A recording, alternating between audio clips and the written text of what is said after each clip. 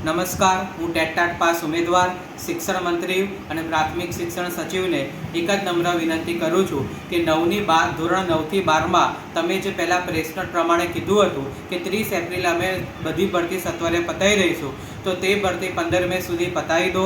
શાળા ફાળવણી કરી દો, જિલ્લા ફાળવણી કરી દો અને ધોરણ 1 થી 5ની જે 5000ની ભરતી છે તથા 6 થી 8ની 7000ની જે ભરતી છે તે ભરતી ક્રમિક રીતે પૂરી થાય તેવી અમે બધા ટેટ પાસ ઉમેદવારો તમારા સાથે રજૂઆત કરીએ છીએ. જો આ ભરતી ક્રમિક રીતે પૂરી નહીં કરવામાં આવે તો અમે દરેક ટેટ પાસ ઉમેદવાર ફરીથી વિધાનસભાનો ઘેરાવો કરીશું. જો ભરતી ક્રમિક થશે તો ઘણા બધા ઉમેદવારો જેને નીચલું મેરિટ છે કે માર્ક ઓછા છે તે લોકો સરળતાથી લાગી શકે તેમ છે.